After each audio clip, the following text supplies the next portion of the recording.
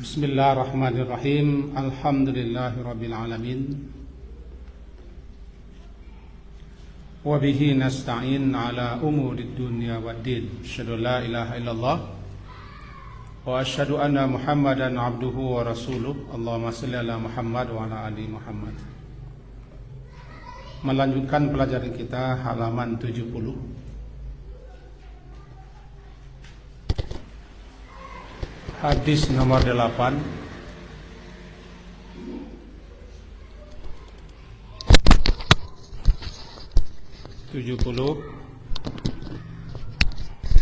Hadis nomor 8.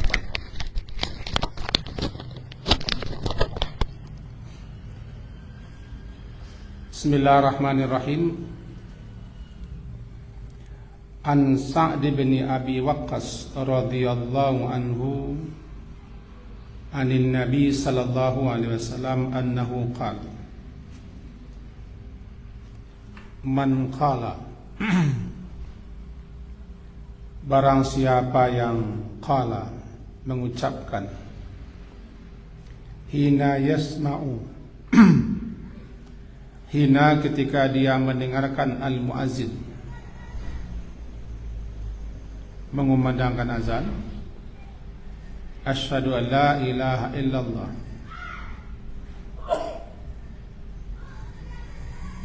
wa asyhadu anna Muhammadan abduhu wa rasuluh. Raditu billahi rabbah wa bi Muhammadin rasulah wa bil islami dina ghufira lahu dambuhu. Ghufira diampunkan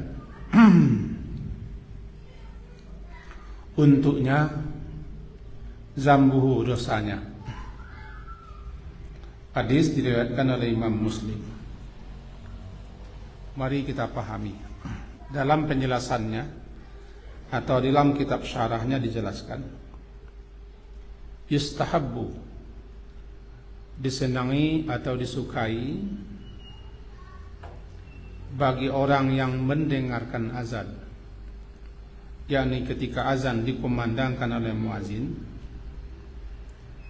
lalu selesai dia azannya, maka dia mengucapkan bacaan ini, itu asyhadu an la ilaha wahdahu la syarikalah sampai wa bil islami dina, diampunkan dosanya. Lalu bagaimana urutannya? Bagi orang yang mendengarkan azan, yang pertama, dia mesti mendengarkan azan dan mengikuti azan, lalu mengucapkan apa yang diucapkan oleh muazin. Ini kemarin kita pelajari. Kecuali ketika muazin membaca hayya 'alatain, hayya 'alas salah dan hayya 'alal falah, sesuatu. Setelah itu berselawat, Allahumma shalli ala Muhammad dan seterusnya. Setelah berselawat membaca Allahumma rabb hadhihi da'wati tammah wassalatul qaimah dan seterusnya. Kemudian baru ini,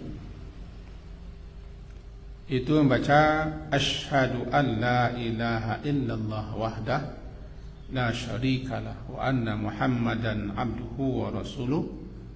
Raditu billahi rabba wa bi Muhammadin rasulah wa bil islami dina. Dibaca setelah membaca salawat atas Nabi dan setelah memohonkan kepada Allah untuk Nabi al-wasilah, itu ati Muhammadanil wasilah. Kemudian yang kedua penjelasannya, orang yang membaca ini berarti dia mengulang pengakuan, mengulang pernyataan, yaitu tentang kesaksiannya bahwa tiada yang berhak disembah melainkan Allah, tiada sekutu baginya, bahwa Muhammad itu hambanya dan rasulnya. Dengan menyebut ini dia berarti mengulang kesaksian dan pernyataannya. Salah satu zikir terbaik, salah satu ucapan terbaik kan adalah kalimat tauhid. Kalimat tauhid la ilaha illallah. Itu dua. Lalu apa yang maksud dengan raditu billah rabba? Kalau yang di atas sudah jelas. Asyhadu, aku bersaksi bahwa tiada yang berhak disembah melainkan Allah wahdah saja, satu-satunya. La syarikalah, tidak ada sekutu baginya. Ini sudah jelas. Sudah sering kita pahami dan pelajari. Wa anna Muhammadan abduhu wa rasuluh pun telah jelas. Cuman sedikit kata garis bawah. Setiap pernyataan, setiap pengakuan pasti harus ada konsekuensi daripada bacaan itu. Siapa yang menyatakan dan yang mengakui bahwa tiada yang berhak disembah adalah Allah, dia mesti menyembah Allah. Kalau tidak, pengakuannya bohong. Bersaksi, mengaku bahwa hanya Allah yang berhak disembah, maka dia harus menyembah Allah. Kalau tidak, pengakuannya hanya di lidah. Sebaliknya juga begitu, bahwa tiada sekutu bagi Allah, maka dia harus menghindarkan kesyirikan, baik syirik besar ataupun syirik kecil. Syirik besar terang-terangan menyembah selain Allah, berdoa, meminta, memohon, mengadu kepada selain Allah. Kalau syirik kecil, riya dan sum'ah. Syirik kecil ini agak payah kita menghindarkannya. Kemudian siapa yang mengakui bahwa Nabi Muhammad itu hamba Allah, itu suatu keyakinan bahwa Nabi Muhammad itu manusia. Dia tidak setara dengan Allah, tidak sebanding dengan Allah. Allah adalah Khalik, Nabi Muhammad makhluk. Cuman beliau diberi wahyu. Karena beliau hamba Allah, kita tidak boleh memuja beliau, tidak boleh menyembah beliau, tidak boleh mendewa-dewa, mengagung-agungkan, menyanjung-nyanjung beliau di luar yang semestinya. Karena beliau adalah hamba Allah. Dan juga mengakui beliau Rasul, utusan Allah. Allah mengutus beliau untuk menyampaikan wahyunya, untuk mengajari, menuntun, membimbing kita, sekaligus beliau menjadi contoh suri teladan. Nah, siapa yang mengakui ini, dia dituntut untuk mengikuti ajaran beliau, atau yang populer dengan sunnah beliau, dalam setiap pengabdiannya kepada Allah. Bahkan dari seluruh sisi lini kehidupan kita, kita harus mencontoh Rasulullah. Beliau adalah uswah dan qudwah, contoh dan suri tauladan. Maka siapa yang mengakui Nabi Muhammad itu hamba Allah dan Rasulullah, ya dia ikuti. Bagaimana cara mengikuti? Ya pelajari sunnah. Nah, sekarang kita sedang mempelajari sunnah Nabi. Aneh dan aneh. Setiap hari orang baca Muhammad Rasulullah dalam azan, dalam salat, tapi dia tidak pernah mempelajari sunnah Nabi, hadis Nabi. Apa yang akan diamalkannya? Apa yang akan dilaksanakannya? Sebagai bukti dia mengakui Nabi Muhammad itu hamba Allah dan Rasulullah. Untuk apa beliau diutus? Beliau diutus untuk kita jadikan contoh suri tauladan. Ajaran beliau, tuntunan beliau, risalah yang beliau kita ikuti. Nah, ini yang anehnya. Yang betul-betul duduk orang untuk belajar hadis Nabi, sunnah Nabi, ada tapi tidak berapa.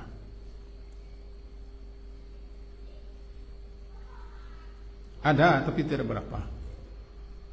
Apalagi menamatkan misalnya Sahih Bukhari, Sahih Muslim, atau hadis-hadis lain.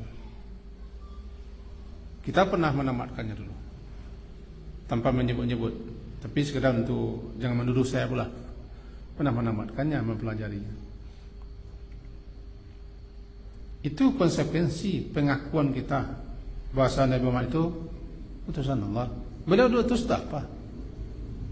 Diutus beliau itu kepada kita untuk menuntun kita. Lalu ditinggalkannya pusaka Al-Quran dan Sunnah, kita ikuti. Bagaimana mengikuti? Kita pelajari. Karena kita tidak tahu kita tanpa belajar. Itu yang kedua.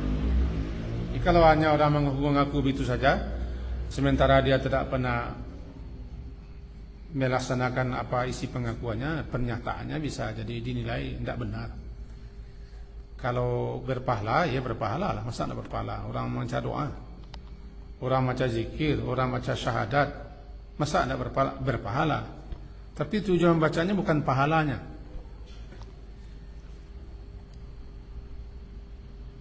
Nah, lalu lanjut, raditu billah rabba. Apa itu raditu billah? Sedikit saja kita jelaskan, tidak panjang-panjang.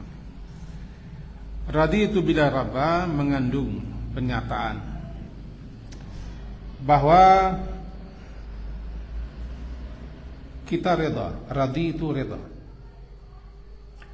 Aku reda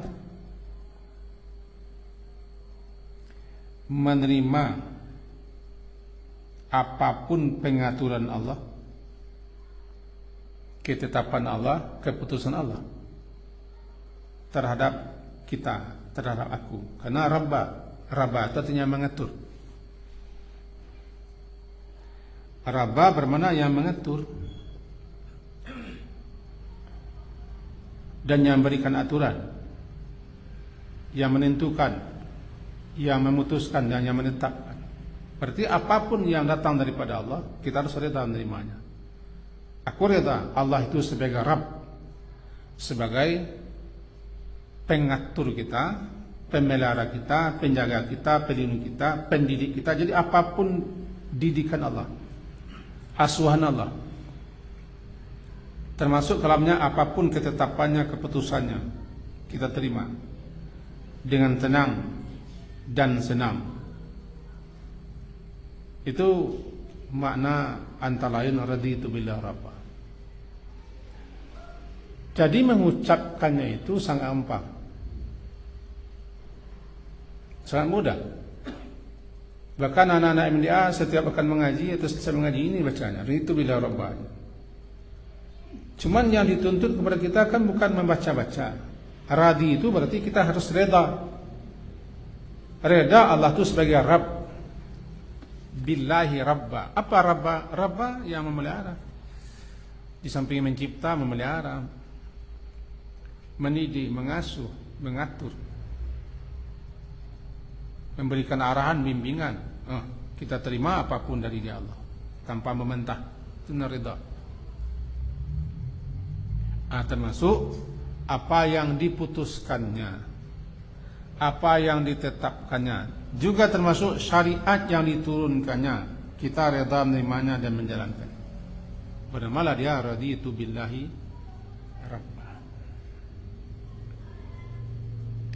wa bi Muhammadin rasul. Dan aku juga reda Muhammad itu sebagai rasul.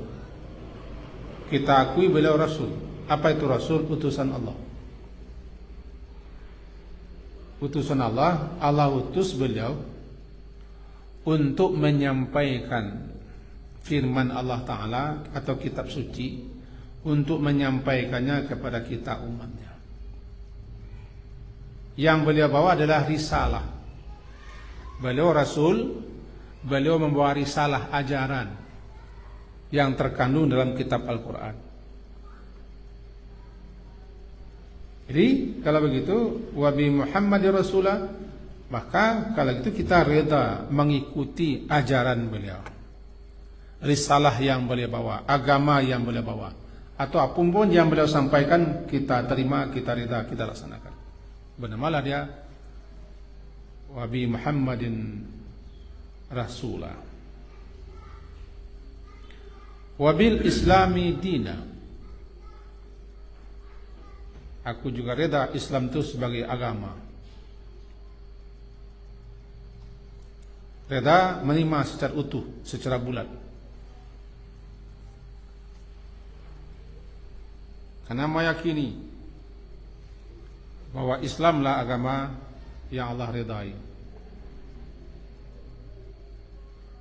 Inna dina indallahil Islam.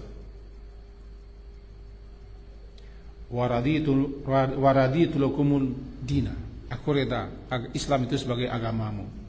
Itu kalau kita reda, kata Allah, kita reda menerimanya. Maka semua ajaran-ajaran Islam, syariat Islam, kita harus mengikutinya,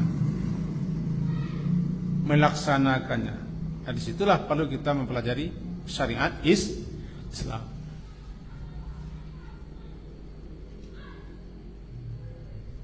Dalam segala hal. Karena Islam itu sudah sempurna. Dengan wafat dan matinya Nabi Muhammad, Islam sempurna. Al-yawma akmaltu lakum dinakum. Telah aku sempurnakan. Berarti setelah itu Nabi Muhammad mati, meninggal, sempurna. Tidak ada tukua, tidak ada tambah. Apa yang tercantum dalam syariat ini berdasarkan Quran hadis tentu sesuai dengan penjelasan-penjelasan yang telah dijelaskan oleh para ulama. Kita ridha menerimanya. Ridha menerima syariat Islam, ridha beragama Islam, ridha menerima syariat Islam, aturannya, petunjuknya, pedomannya, bimbingannya, arahnya dalam segala hal.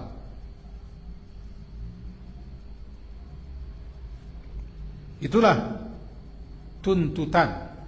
Berarti dituntut kita di balik penyataan dan pengakuan kita bahwa raditu billahi rabba wa bi Muhammadin rasula wa bil islami dina, dituntut kita. Karena ridha itu menerima dengan suka dan senang hati, tanpa membantah, tanpa protes, tanpa mengeluh, tanpa membanding-banding. Terima. Namanya raditu billahi rabba. Ini kira-kira yang terkandung dalam doa ini. Maka kembali kita jelaskan bahwa siapa yang membaca ini, yang ketiga poinnya, siapa yang membaca ini dengan segenap pemahaman,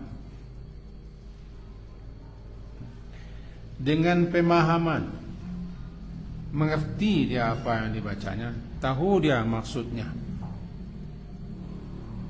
Setelah azan dikumandangkan, sudah azan dikumandangkan, salawat. Setelah salawat, mohon kepada Allah untuk Nabi wasilah. Setelah itu, asyhadu an la ilaha illallah wahdahu la syarikalah, asyhadu anna Muhammadan abduhu wa rasuluhu, raditu billahi rabba wa bi Muhammadin rasulah wa bil islami dina. Diampunkan, gufira, diampunkan untuknya atau baginya, gufira lahu, diampunkan baginya orang yang mengucapkan ucapan ini.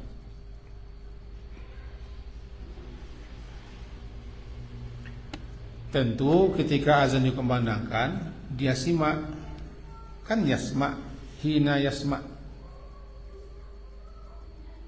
Ketika azan dikumandangkan, mari kita ungkap. Man qala hina yasma.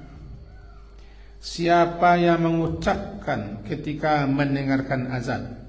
Maksudnya setelah azan didengarkannya dan setelah selesai azan dikumandangkannya diucapkan ini. Itu berarti semenjak awal azan dia harus menyimak. Kebiasaan kita yang kadang-kadang susah pula kita menghentikannya atau menagah orang. Kadang-kadang lah kakobeh. Orang azan tu kakobeh na bertanya, kakobeh na mau tak. Awak terpaksa lah melayani. Kau nak layani menceringi awak. Belajar. Kalau orang azan tu simak, belajar mengatakan bikola nantilah. Itu mendengar azan tu. Allahu Akbar, Allahu Akbar, Allahu Akbar, Allahu Akbar, Allahu Akbar, Allahu Akbar, Allahu Akbar. Asyhadu an la ilaha illallah, asyhadu an la. Kita simak, kita iringi. Karena yang dikumandangkannya kalimat-kalimat zikir terbaik, di mana setan pun lari lintang pungkang mendengarkannya. Selesai disimaknya azan, dijawabnya seruan azan, diikutinya, dijawabkannya, baru dia berselawat, ya kan? Minta wasilah, baca ini, ghufira lahu. Ghufira lahu, diampunkan, lahu untuknya, bagi orang itu dosa-dosanya. Semua dosakah? Alhamdulillah pada semua. Tapi rasanya tidak. Tidak mungkin rasanya hanya dengan mengucapkan ini semua dosa habis semua. Itu makanya beliau-beliau para ulama kita menjelaskan dosa-dosa selain dosa-dosa besar. Kalau selain dosa besar itu dosa-dosa kecil, termasuk dosa-dosa yang bisa dihapuskannya. Di antara bentuk rahmat Allah, di antara bentuk rahmat Allah adalah Allah itu menjadikan berbagai macam amal-amal saleh kita, di samping diberinya pahala, juga dijadikannya sebagai penghapus dosa. Wajib kita syukuri. Siapapun yang beramal saleh,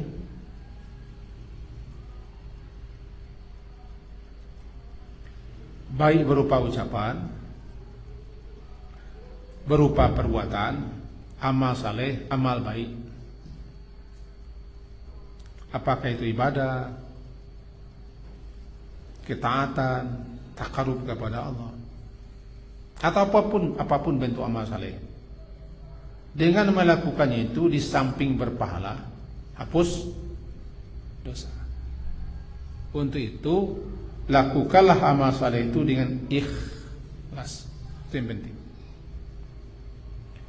Lakukanlah, laksanakanlah amal saleh itu dengan ikhlas.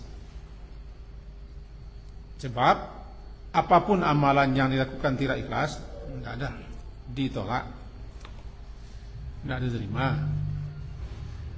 Raddun. Ya, dua penyebab amalan ditolak. Pertama tidak ikhlas, yang kedua tidak benar. Ya, kita ulang. Penyebab amal saleh kita ditolak, itu tidak terima, apalagi diredai. Ditolak, tidak terima, ya tidak diredai, mana ada balasannya. Kita beramal itu kan inginnya diterima, diredai, diberi balasan, dan dihapuskan dosa-dosa. Setiap kita beramal, maka orang yang beramal itu dia inginkan amalannya diterima.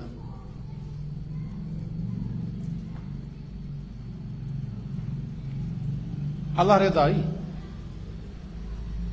Amal yang diterima itu kan namanya maqbul, diterima. Kalau ditolak, mardud. Penerimaan kubul, penolakan raddud. Apakah semua amal kita diterima? Tentu lah, tergantung yang beramal. Maka setiap yang melakukan amal saleh, tentu orang ini berharap amalnya diterima, diredai, diberi balasan dan ganjaran, dan dihapuskan dosa. Itulah janji Allah. Dengan syarat ikhlas dulu. Lakukanlah semuanya itu dengan semata-mata mengharapkan ridha Allah dan balasan Allah. Tidak ada maksud lain. Tidak ada udang di balik batu. Tidak ada motivasi lain, dan tidak ada sesuatu di balik itu semua. Hanya memang ingin beramal. Yang kedua, untuk diterimanya jelas dia harus sah. Yang dikatakan sah itu mengikuti Nabi, ittiba, mengikuti Nabi, mutaba'ah, ittiba, mengikuti Nabi. Karena Nabi itu diutus oleh Allah untuk diikuti. Maka siapapun yang beramal saleh tidak mengikuti Nabi SAW, maka amalnya ditolak. Bisakah kita mengikuti Nabi? Tidak bisa langsung. Nah, itu gunanya kita belajar. Belajar kepada guru. Nabi mewariskannya kepada ulama. Ulama lah yang menyambung, yang melanjutkan tugas Nabi. Bukan sebagai Rasul, bukan sebagai Nabi, sebagai untuk menyampaikan dua itu. Kitab satu, sunnah ulama. Lalu ulama-ulama itu tentu ada juga namanya ujungnya, ujung tombaknya. Itulah dia mubalik yang menyampaikan, dai yang mengajak.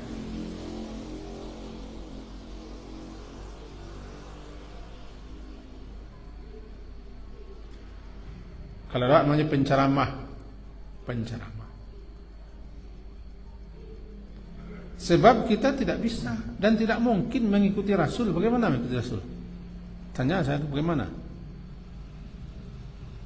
Kita bisanya mengikuti ajaran Rasul dengan belajar.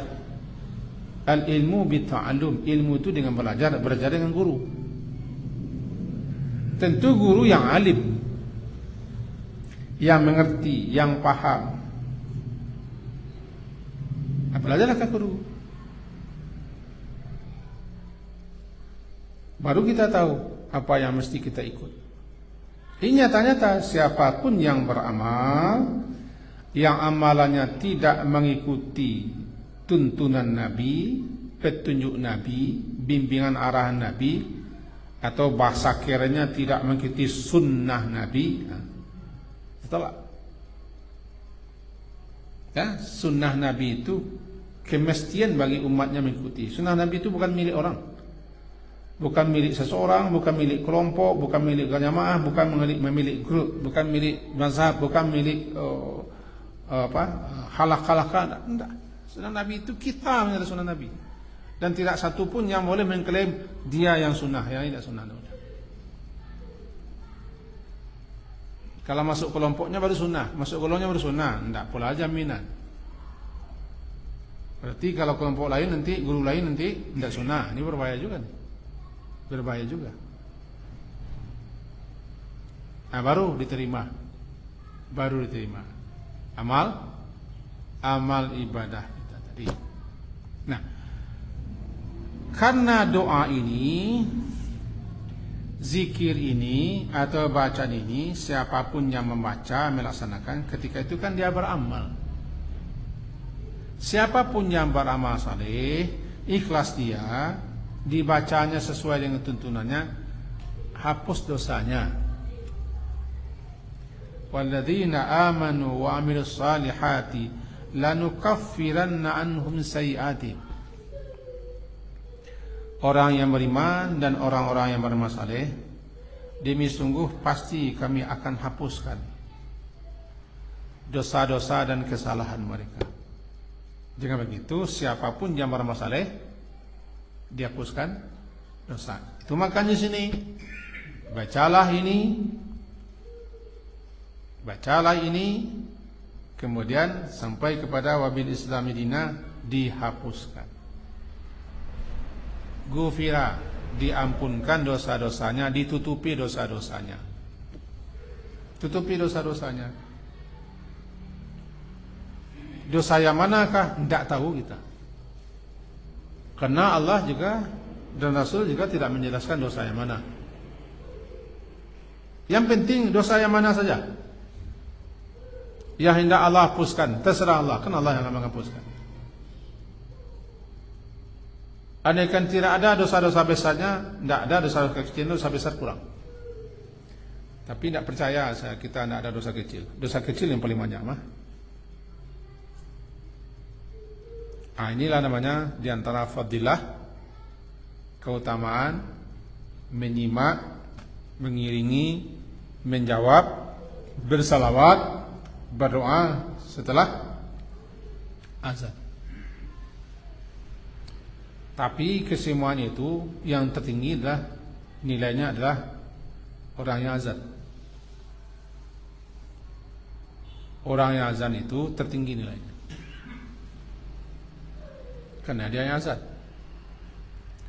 dia yang manggil. Karena orang yang azan itu termasuk waman ahsanu dinan, waman ahsanu qaulan.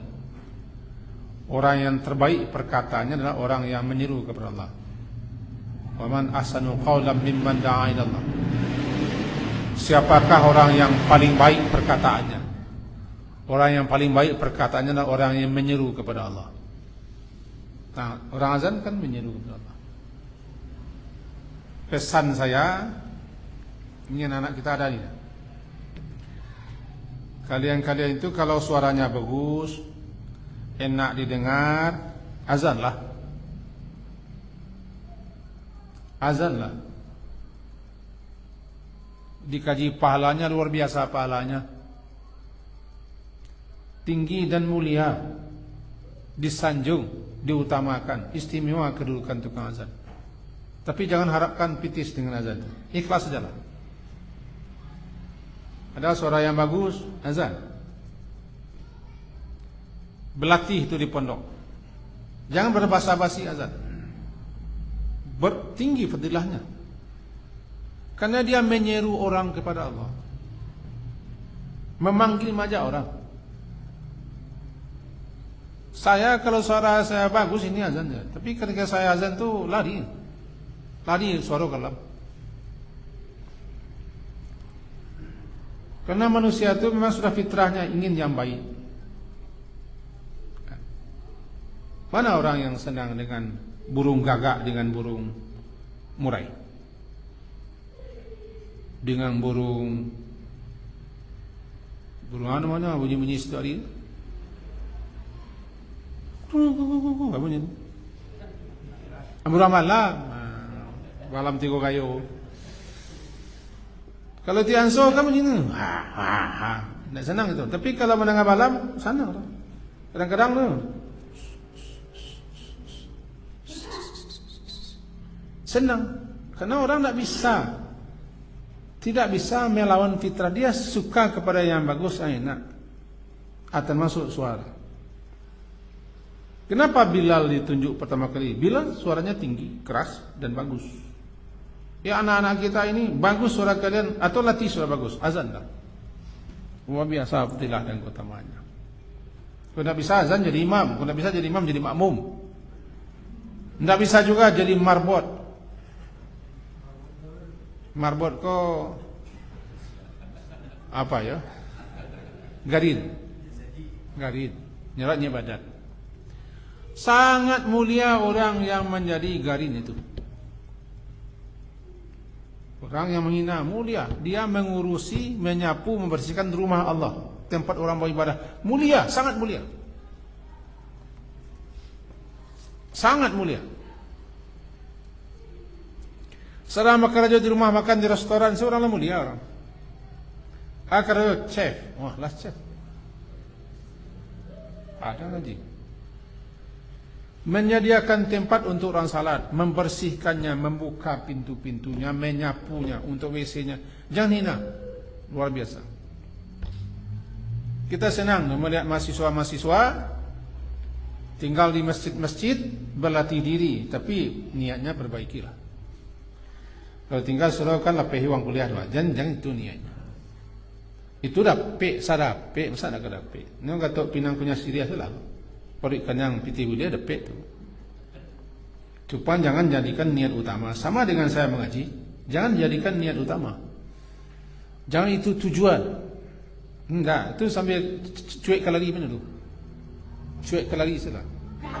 Jadi tahu kalian cuek kalari. Nah, nak jaga engkau bila anu dua lekang. Jadi garim masjid luar biasa pahalanya.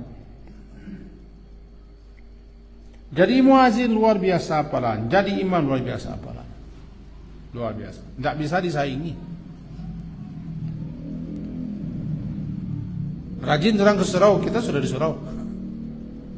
Kak, cuma sekali lagi ikhlaslah. Nah, inilah kira-kira keutamaan azan. Satu lagi tinggal, karena waktu masih ada. Tinggal seketik lain. Habis fadilah azan. An Anasin radhiyallahu anhu qala, dari Anas, semoga Allah meridainya, dia berkata, qala Rasulullah sallallahu alaihi wasallam, bersabda Rasulullah sallallahu alaihi wasallam,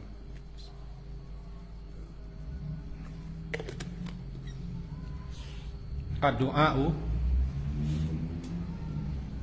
doa la yuraddu, tidak akan ditolak, yurad ditolak, bainal azan wal iqamah, yang dimohonkan kepada Allah antara azan dan iqamat, setelah azan menjelang iqamat. Bacalah setelah azan itu salawat, minta wasilah, kemudian baca raditu bila rabah, lalu berdoalah untuk diri sendiri. Tidak ada diajarkan doa khusus, berarti umum. Memang ada ulama yang menjelaskan dalam kitab-kitab mereka, salah satunya bahwa permintaan yang terbaik antara azan iqamat adalah minta afiat. Tapi itu penjelasan ulama. Karena sifatnya umum, berdoalah apapun doa. Salah satu waktu terbaik di antara sekian banyak waktu terbaik, salah satu yang terbaik untuk berdoa adalah setelah azan. Siapkanlah doa setelah azan dikumandangkan, karena itu waktu mustajab untuk berdoa. Jangan mota, jangan hirup. Ini kepada anak kita, ini sudah besar-besar, adik-adiknya di pesantren, di pondok, larang, nasihati, berdoalah, berzikir, menjelang orang zuhur doa. Karena itu waktu terbaik, waktu istimewa untuk berdoa. Ajar di kita berdoa. Bawa buku doa ke masjid. Bawa buku doa, baca doa.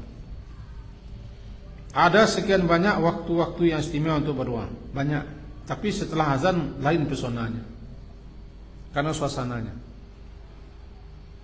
Kita setelah mendengarkan kalimat-kalimat tauhid, kalimat-kalimat zikir, kita setelah berselawat, lalu kita baca pula doa untuk Nabi, wasilah. Kemudian kita berdoa pula, asyhadu an la ilaha wahdahu la syarikalah wa anna Muhammadan abduhu rasuluh, raitu billah rabba wa bi Muhammadin rasulah wa bil Islam dinan. Itu awal doa yang paling bagus.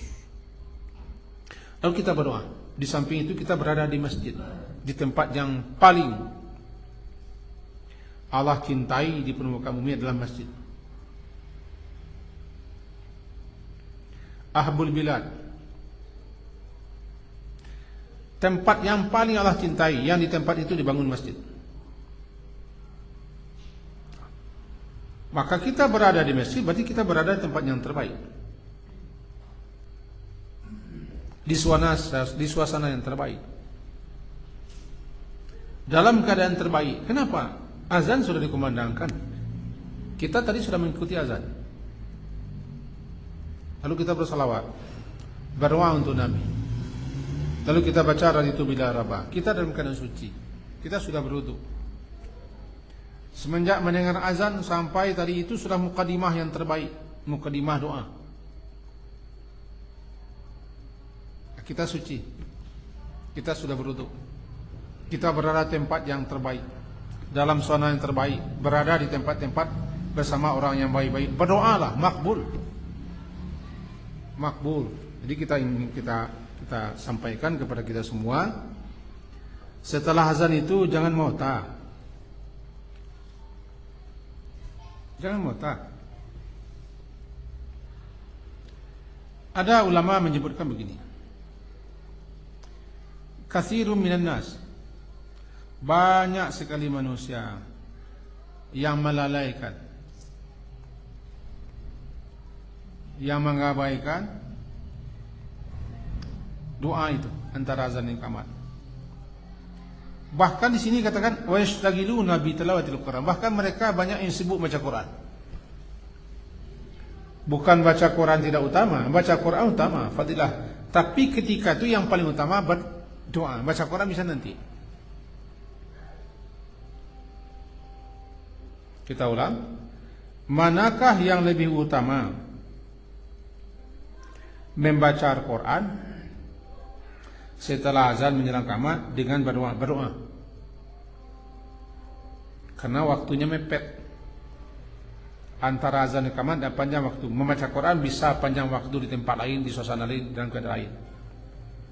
Maka berdoalah. Kenapa? Baca Quran itu tinggi pahalanya, tinggi fadilahnya. Cuman waktu baca Quran itu ada di waktu lain, di tempat lain, dalam suasana lain. Tapi mendengar setelah azan itu waktunya berapa? Waktunya tidak seberapa, maka yang terbaik ketika itu ada namanya doa.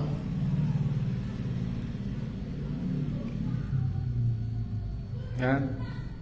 Sedangkan membaca Quran saja, nih dalam kitab saya, kitab Syar'ud Du'a minal Kitab Sunnah. Membaca Quran saja setelah azan menjelang qamat itu sebaiknya ditunda, dulukan doa. Apalagi mota, apalagi bicara. Kalau dapat, jangan kita ajak orang bicara dan jangan bertanya. Bertanya, bicara itu bisa nanti sudah salat. Rem dulu. Atau ada orang yang bertanya nanti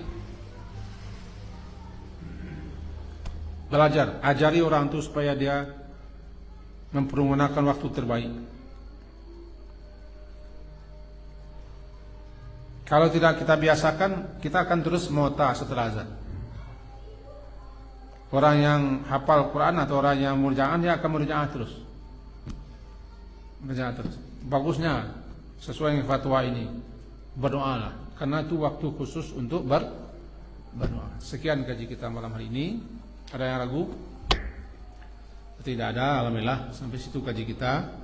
Subhanakallahumma wa bihamdika asyhadu an la ilaha illa anta astaghfiruka wa atubu ilaik. Sallallahu ala Muhammadin wa ala alihi washabihi ajma'in. Alhamdulillah. Assalamualaikum warahmatullahi wabarakatuh.